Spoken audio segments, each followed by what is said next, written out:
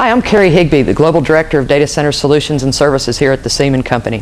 While the copper and fiber discussion has always been out there in the market, lately it seems to be turning into much more of an argument, especially when we look at power consumption on copper 10G-based chips. And that's unfortunate because really in the data center, copper and fiber both have a place. As a manufacturer of both copper and fiber products, there are some things that we think need to be clarified. We all know that in the data center environment, we're moving towards 10 gigabits per second. There's two alternatives now with 10G base T, one for copper and one for fiber. The power consumption currently on copper is higher than expected with first iteration chips. Some of the fiber-only proponents have jumped on this bandwagon, but really there's a lot of things going on the copper side to help balance that situation out. One of the first things is actually written into the IEEE 802.3an standard. For links under 30 meters using Category 6A or Category 7 cabling, we have what's called the short reach mode.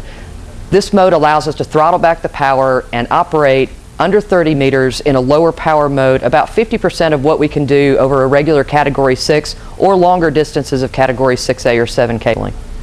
The next thing to remember when looking at power consumption, at least from the early figures, is that we're looking at first generation chips. The 10 to 17 watts per port is certainly going to be improved on, and we've already seen chip manufacturers announce improvements above that or about half that power consumption. We saw the same thing in gigabit. When the first gigabit chips came out, we were looking at about 6.5 watts per port of power consumption. Now we look at gigabit ports that are less than half a watt per port. So certainly we expect to see that decrease in the near future. Understanding that the power consumption gap between copper and fiber is going to close considerably, we can now make a comparison between the two on a more even footing.